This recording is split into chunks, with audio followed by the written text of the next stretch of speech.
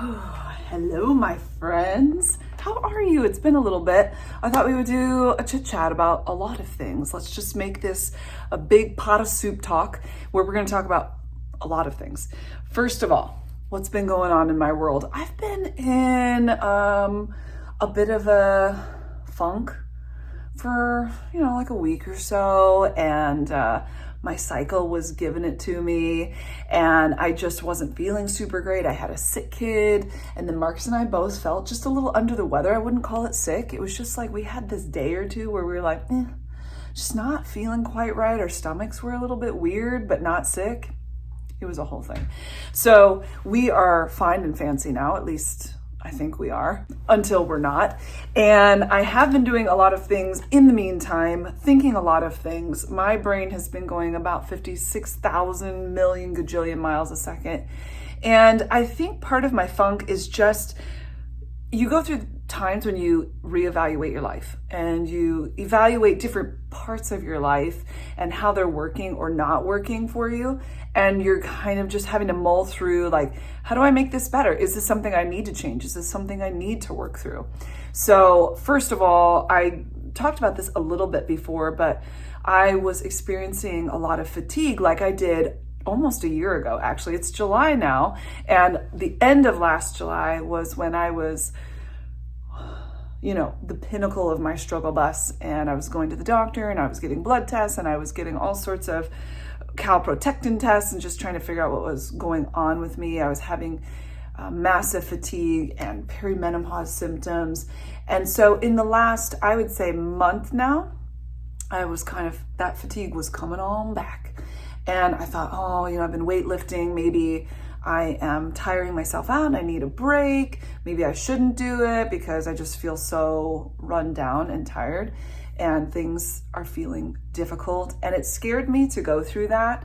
But it took me a little bit to kind of, life sneaks up on you. And it's not just like really clear all the time. Oh, hey, you need to do this or you need to do that. Sometimes you have to like deal with things for a while and be on the struggle bus for a while until you realize, that's where I get off.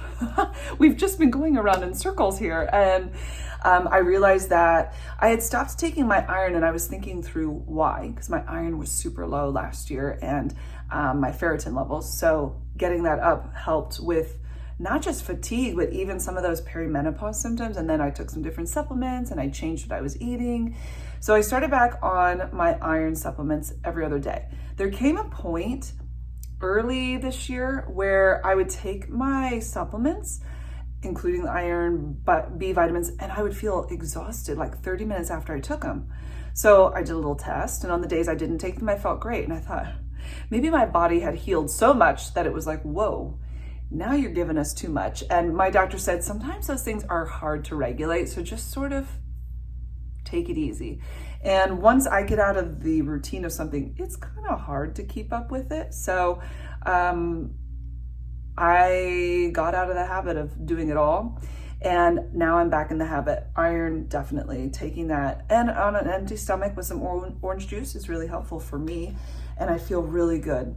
And now I've consistently had no midday fatigue, which is just the cat's meow. You can get a lot done when you're not taking a 2 to 3 hour nap in the middle of the day. It's pretty fantastic. So I also took a 1, 2, 3, 4 day rest from weightlifting. And I also worked on reducing inflammation. I started to notice that I just felt inflamed. Like you just feel thick everywhere. So I am drinking only plain water and so much of it. Me in the bathroom. We are buddies. We are one, which is good.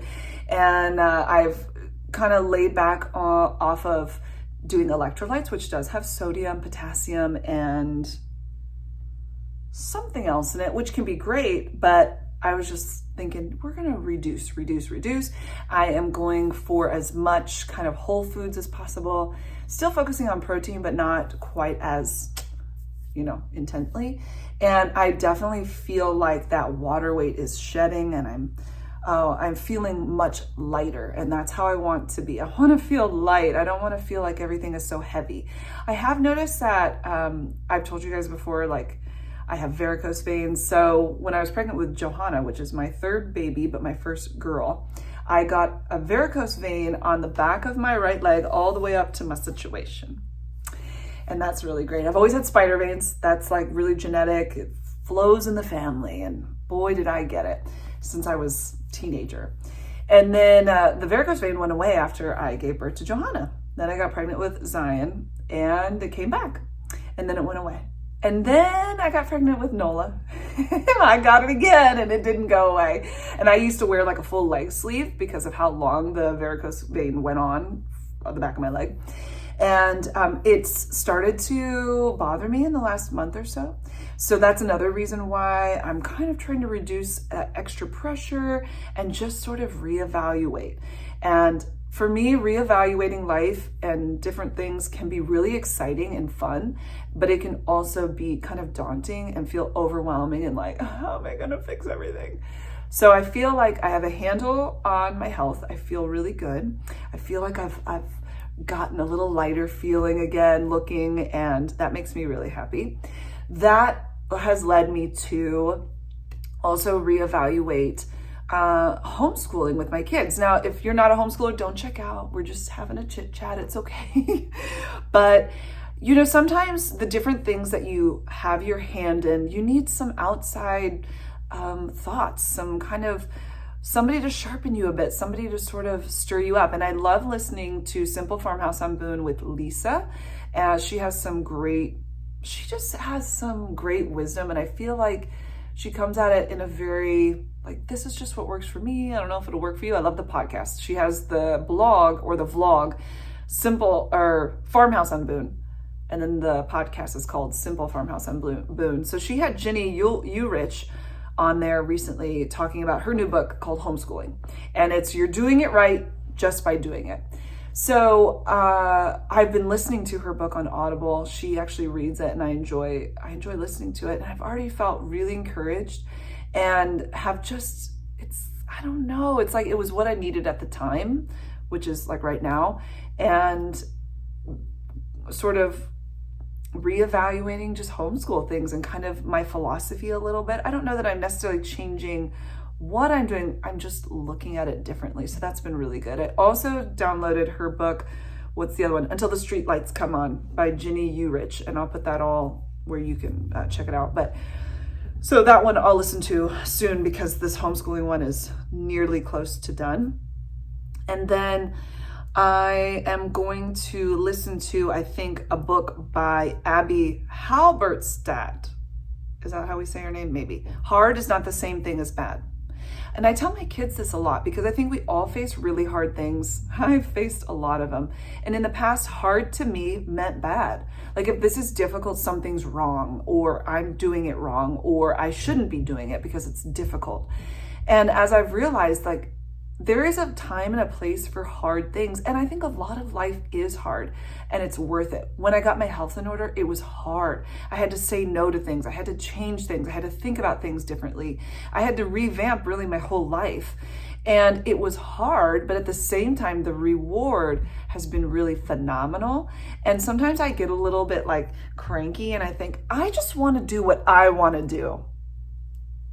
But there is freedom in doing these hard things because I feel better, I feel lighter, I feel rested, I feel happier, I feel calmer, and that's what I want. So I have to do the hard things. I have to say no to the things that I want to say yes to because there's something better. And she took her family, I think she has 10 kids. They went to Europe for 6 weeks. And she said it was an amazing trip, but it was really hard. Can you imagine taking a full gamut age range, young children, older children, I think there were some other family members that went as well, to Europe for 6 weeks and having to just navigate all of that? There's whining and there's fussing and there's tiredness and there's, little kids getting bored and older kids, maybe not wanting to do things, whatever the situation was. But she said it was so hard, but it wasn't bad. It was just hard. And it was good and it was worth it. And I thought, yeah, okay. For instance, those of you that have given birth to children, the actual giving of birth, man, it's hard. I gave birth el natural to my 5 children. They've all been born without any medication. And not to say that that's bad. I just have that fear of this ginormous needle in my back, and I'm like, I think I'm good. Plus, my mom had my twin brothers with no medication. And I just always thought, well, if she can do twins, and they were 8 pounds, 5 ounces, and 8 pounds, 8'5" and 8'7". That's bigger than any one of my children. And she pushed them out el natural. And then I was 11 pounds, 1.5 ounces when I was born el natural. She said, Meghan, if you would have been the first, you would have been the last. So I just had it in my mind that if she was able to do it, okay, well, surely I can do it. So there comes a moment when you're like, we gotta push, and it is hard, and it hurts, and it's intense. But let me tell you what, the reward is amazing. Amazing. And the minute that I've pushed out every one of my children, literally the second they come out, all of the contractions immediately stop. My body just relaxes, except for when I hyperventilated after one of them and my hands were like this and my feet were cramped up. I couldn't move my fingers from this position. And they go, do you want to hold your baby? I said, I can't move my hands. So they gave me some oxygen just to kind of calm everything down, and they pressed on my feet. And then after a couple minutes, everything settled down. And then it's hard recovering and trying to get through that recovery, but hard is not bad. So I'm really interested in reading this book. I heard about it a long time ago, and now it's time to listen to it. So I'm looking forward to that. So that's where I'm at with all of that. Just rethinking homeschooling and how we do our day, and taking those opportunities more and more to do the life lessons. For instance, Ezra loves rice, and I was making some yesterday, and I thought, why am I not teaching this boy how to make rice? He should know how to do it. So I said, Ezra, you want to learn how to do rice? And he's like, okay. So he came over, and we did a little fraction learning for a second, because I said, okay, so I use 1.5 cups of water for every cup of rice, this jasmine rice that I use. But we're going to double it. And so we talked about that. I may have confused him slightly, but it's fine. It'll come back around. We'll do it more and more. And just different things that we've been able to talk through and work through. And like, I have kids always wanting to help me in the kitchen, and they've been doing that. And I've been making sure that my oldest is like working on some of those life skills that I'd like to see in him. And when we go out to eat, I'm always telling the kids, okay, now remember, I want you to order your food. So you're going to talk big and loud. You're going to look at the person and make sure they can hear you. Say hello when you go places. Like when they go to piano, I usually tell them, say hello, and ask your teacher how she's doing. I haven't told them that one in a while, so I need to do that. So there's little life lessons that we're learning. The other day, we were doing laundry together. So if there's a big, backup of laundry, I wish I spoke another language so that when I can't think of my words in English, I could say to myself, like, what's that word in English again? It's just, that's the only language I speak. But anyway, when there's like a backup, we everybody works together, and they're sorting out clothes and they're folding towels and everything like that. And I told them this time, I said, now listen to me. Someday, when you guys have a roommate or you get married, if you choose to do that, don't ever let the other person do all the work. You guys be a team player. You help each other. And I made sure that listen to me, boys, girls, whoever you are, never expect the other person to do it all. That's not going to work. You always jump in there and let me help you and give a helping hand. And I'll say that to them until. So there's little life lessons, I think, that I'm also seeing that really is a part of why we homeschool, is a part of what I wanted to teach our kids. I have been far from perfect, far from good at it, but I'm just, in all of this, just reminded more and more, we're doing the little things. They add up. There's grace. There's going to be gaps in life. We don't learn everything as a child. There's no way. I know some of you, I'm sure of it, have learned a ton of things once you've reached adulthood. I know that I have. I didn't learn how to make sourdough, although my mom did make sourdough, but she's a bread machine. But I had to learn that. I had to follow the recipe and figure it out. And I remember the first 2 weeks, because I was going to show it on YouTube, I made 12 different loaves of sourdough just to get it, to figure it out. And there's times when I've had to learn how to do some sewing projects, and I've had to look up how to homeschool. I had to figure that out and go through and be a life learner. So that's why I want my kids to be life learners, and I hope they're getting that. I think they're getting it. I'm always shocked at the things they know, the things that they'll tell me that they've already learned, that I didn't sit and teach them that. Kids are just amazing little learners. And that, I think that's what the book has encouraged me the most, that your kids are always learning. And if you give them just kind of the space to learn, the space to be bored a little bit, they'll come up with some really cool things. Johanna's been coming up with fun drawings, and then she gives them to the kids and they color it in. And oh man, it's so detailed. She's making these cakes. So if it's a cat cake, there's a cake with a cat on it. And then the stand, she's made like a mouse symbol. Or if it was the bunny cake, she made a carrot symbol on the cake stand. And they all have these coordinating things like, oh my goodness, how did you think of that? I love it. So they're doing so good with all of that. Next thing is I've been reading a ton, and I listen both to audiobooks and I read with my own eyeballs. So let's talk about the books that I have read with my own eyeballs and the books I'm going to be reading with my own eyeballs, minus the ones I already told you about, homeschooling and Until the Streetlights Come On. Hard is not the same as bad. The Maid's Secret. Did I tell you that I finished this book? I think so. So I've read the whole series, and this is by Nita Prose. She has written The Maid, one other book, The Mystery Guest. Oh, I haven't read The Mistletoe Mystery. Okay, The Maid's Secret, The Mistletoe Mystery, The Mystery Guest, The Maid. And I just finished The Maid's Secret. So I thought it was really cute. It was a bit different from the other two meaning not The Mistletoe Mystery, but The Mystery Guest and The Maid. The Maid was the first one. I thought it was good, and I enjoyed it for a little while. Toward the first third of the book, using those fractions, the first third of the book, I was like, I don't know. I like it, but it just felt it wasn't disconnected from the other two books, but it was different. And it kind of comes at a different way. But then I had to get to the end, and I had to figure out the mystery, and I had to figure out what was going on. And I kind of thought it was one person, but then they kind of, squashed that thought right away. So I liked it. I think they're easy reads. They're just nice to read. And I could tell once I got to the last fourth of the book, I just couldn't put it down because I had to know and I had to get done. That's a little bit how I am.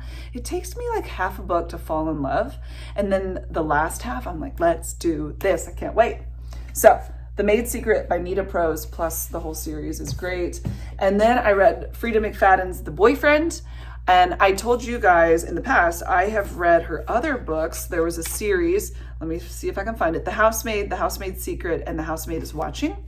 Really enjoyed those. There's a little bit of creepy, not scary, but just a little bit ooh, in some of those. So when I saw The Boyfriend, and there's the blood here, and you're like, is this gonna be scary? And the inmate, doesn't that sound scary? Ooh, the coworker, the teacher. So I said that a while ago, and I was telling you guys about this, and a couple of you were like, no, it's good. You won't be afraid. So this is The Boyfriend, and you're trying to figure out, is he the man of your dreams or your worst nightmare? And there's some murders, and there are a couple boyfriends involved in this, and you're trying to figure out the boyfriend who did it. And the ending just was what? It did not even cross my membranes. And that's the kind of book I love. I really liked this book. It kept me thinking, and I want to read more. So I got this at Sam's Club. I was hoping they were going to have some other ones. I think they have The Inmate, but you know what? I've got too many books started to go buy a new one. So I thought, let's, Meghan, get it together. Also, if you remember the book review Marcus and I did, he talked about the book, The Bear, which I think is it Jenna Phillips? Jen Phillips is the author. And it's about these two sisters, and there's a bear involved. And I got through chapter 1, and I thought, I should give it till the middle of the book, because that's usually when I it grips me and I fall in love. I didn't do that. I just decided, you know what, this has been on my shelf for like a year. Let's read it. Cutting for Stone by Abraham Verghese. Verghese. So I read his other book, which was, I can't remember. It was a good one though. Doggone. I read it and it took me a long time. It's a very, very long book. You guys know what it is, don't you? Anyway, in real life, he's like a doctor. And so he weaves a lot of that into his books. This is about two brothers, they're twin brothers, born of a secret union between a beautiful Indian nun and a brash British surgeon. So I'm on page like 30. I've just started it, but I've really been enjoying it already. And I'm trying to figure out how this nun have herself some babies, you know what I'm saying? I don't know, there's an unforgettable story of love and betrayal, medicine and ordinary miracles, and two brothers whose fates are forever intertwined. So it's a twins coming of age in Ethiopia. His other book was in India. And I really like him as a writer. He's very different from other things that I've read. And I think part of it is, that's why I like it. He's talking different cultures, and there's words in here sometimes that I'm like, never, what? And so you're learning along the way. It's just very, very interesting so far. I like these books a ton. Another book I have not read, but I bought, and this kind of goes into another thing of things that I've been mulling over, things that have been, working on my inners. And this one is called Psalms, a prayer book of the Bible. Dietrich Bonhoeffer, who is one of Marcus and I's favorites, is the writer of this. He was during the time of World War II, and he really stood up. A lot of churches were accepting Nazis and Hitler and all of this stuff because they felt like, I don't know, I can't do anything else. And he really stood against that. But he also, he really stood against exalting youth. Because even in my day, the youth have been exalted, like the youth are the future, right? That's cool. There's truth to that.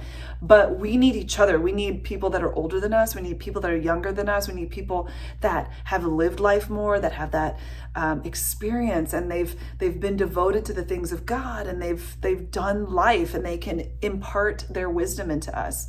I remember Marcus's grandmother, long before she passed away, she said, people at church don't want to hear from us anymore, but they have had such a story of faith, and they've been so faithful to the things of God and to prayer, to giving. She said, people don't want to hear what I say. So she became really devoted to like praying and bringing food. I remember when she brought this huge tray of food when my mom was sick for our family with rotisserie chicken and grapes. And I've even mimicked that for like a neighbor who was struggling. And there's just beauty in bringing together, and that's what he did. He brought together those that have been in the faith and the youth, and they learned together. He was a youth pastor, youth worker. So anyway, he's amazing, and he has some brilliant, beautiful books. But this one is all about the Psalms, the prayer book of the Bible. So this is what I've been working through.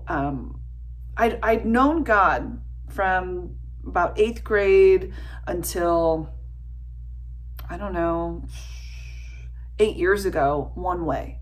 And I knew that God was opening my eyes up to different truths and kind of pointing out the lies that I had believed, or things that just didn't line up with his word. And I felt really confused, because when you always believe one thing and then something comes in and your heart starts changing, and you sort of start to change from the people that you're around, and you start to change from the teachings that you've always believed, it is it's such a hard transition. It's a long transition for me, at least. It's been since about 2016, 2017, where I just feel like God's been revealing himself to me differently. And over the years, I have felt a disconnect from the people that I was really close with during the time when we all were sort of believing similarly.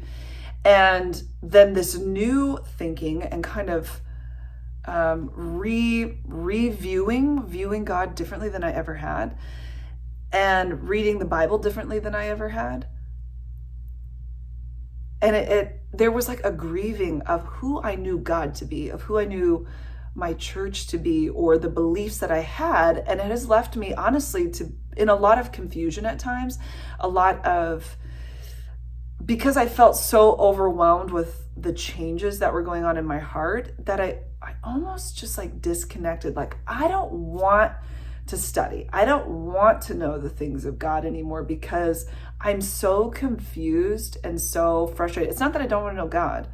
It's that I'm afraid that if I start diving in, what if I don't learn truth, or what if whatever? So I've just been like struggling and going, I want to have that deeper understanding of the things of God, and I want that connection to God. And I have grieved the loss of what I once knew God to be, what I once believed, but yet I don't want to leave God. So I want to connect with him because there's relationship there.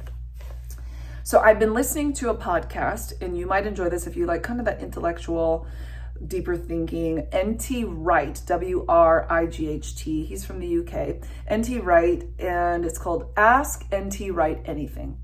And I think he comes at biblical truths, biblical thoughts in a really pastoral way, but yet is he a historian, theologian, and he can have spiritual debates with different people, but they just ask like all the questions.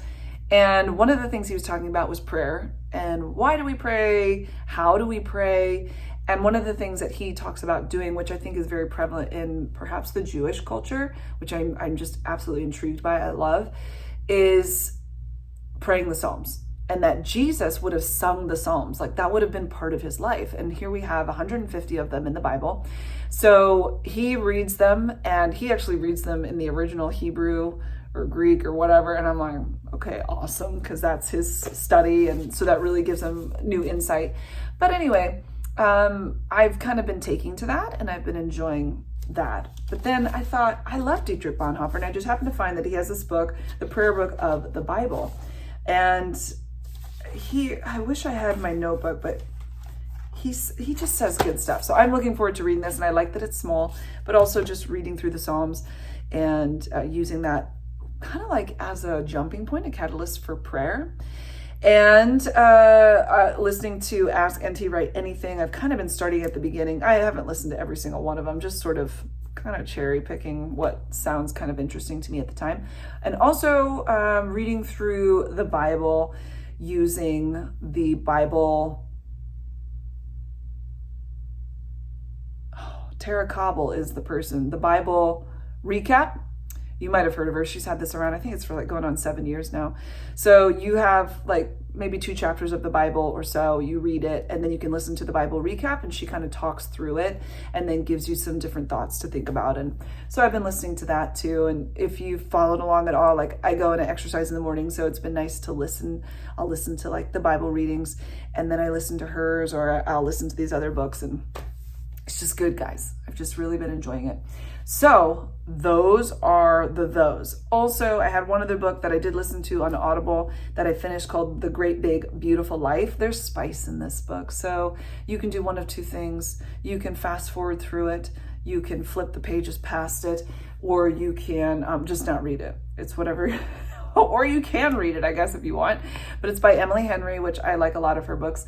And she has, in this book, it's 2 writers. They're competing to write kind of the biography, I think, of a woman who was really famous. Her husband was really famous, and now she's become like a recluse, and she kind of just stays in her own little world. And these 2 writers, male and female, go to an island where she's living, and they kind of hear parts of her story. She doesn't give them each all of her story, but they can't tell each other anything, and stuff happens. I already told you there's spice, so obviously stuff happens. So it's interesting. It was a fun book, and I listened to it on Audible, and I liked the woman that was reading it. So yeah. Also, I listened to and finished both The Help, again, for probably the 6 millionth time, because I just love it. Plus I watched the movie because I love that too. And the reading of The Help is just my absolute favorite, and that's probably why I listen to it over and over again. It's just love. And then also The reading of Where the Crawdad Sings. I told you guys I love that book. I've listened to it. This is my 4th time. I watched the movie, didn't love it, but maybe I'll try it again. Who knows? And I'll see if I love it this time. But it's fun to listen to a book because I have always made myself sort of forget certain things. When I was younger, the book I read over and over and over and over again was The Giver. And there's a part at the end where you're trying to figure out, was she his daughter? What? And I still don't know. I've read it that many times and I have refused to remember certain details so that it's like new and fresh every time. But those are my books going on. What else has been going on? Are you guys okay with all the jibber jabber? I have a lot. I have a lot. Something I just started today is I started to talk to a counselor. So I've talked to counselors over the years and I've always found them to be really helpful during just certain parts of my life where you just need someone to talk things out with and someone to work through stuff. And I have felt like I've been in this transition for a while. Marcus is home working with me, and so he takes a lot of the weight of what used to be all on me. And we're splitting that up and then going through my kind of health stuff last year and then coming out on the other end. And so my life has felt like there's been these changes. Your health changes are, they bring a lot, good or bad.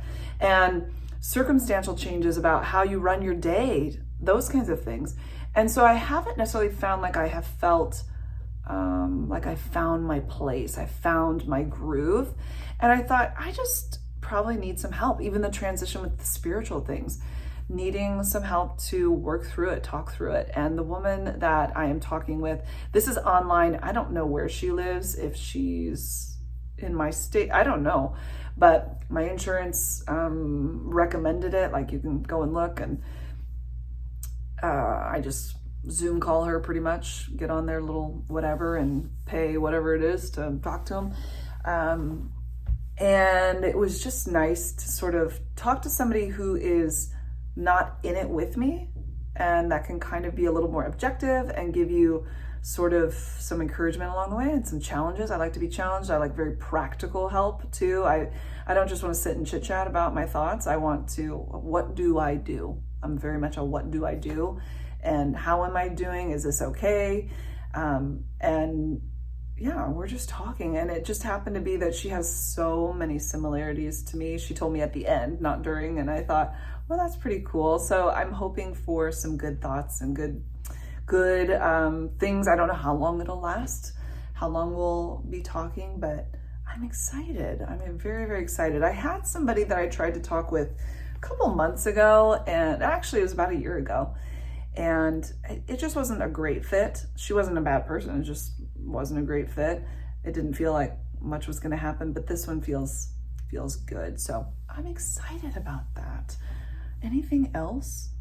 July 4th is coming. I'm hoping to work with my kiddos in creating a little menu together. I thought we could work on some executive functioning, planning, maybe some decorating, those kinds of things that kind of go back to that homeschooling and sort of getting them involved and not letting me do all of the thinking through those like family celebrations and connections, and kind of get them involved and get their ideas and their thoughts and get them excited about that because they like doing that kind of stuff. So we're gonna have people over on Friday, and I've got to clean, and I wish I had my backyard weeded. Not that they care, they don't care, but I care because the weeds are getting out of control.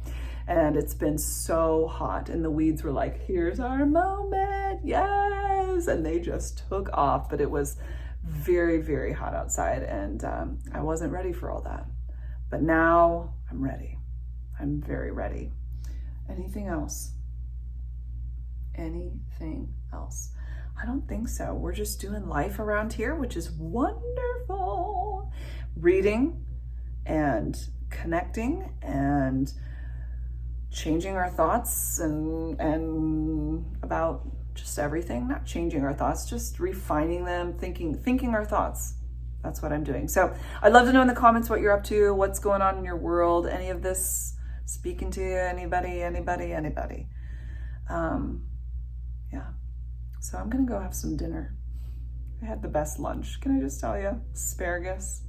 I've been buying asparagus left and right, and it just makes my heart happy. A little asparagus, a little turkey burgers going on. So good. Anyway, I feel good. You feel good? Let's go onward and yawnward. We'll probably do some grocery hauls. Maybe I'll bring you along when we do our July 4th stuffs. I'm thinking about making potato salad. I haven't made potato salad in... Have I ever made potato salad? I've eaten a lot of potato salad, but I don't know that I've made any. I can't recall. So anyway, thanks guys. Hope that you're doing really well. Talk to me in the comments, and we'll talk with you really soon. Bye.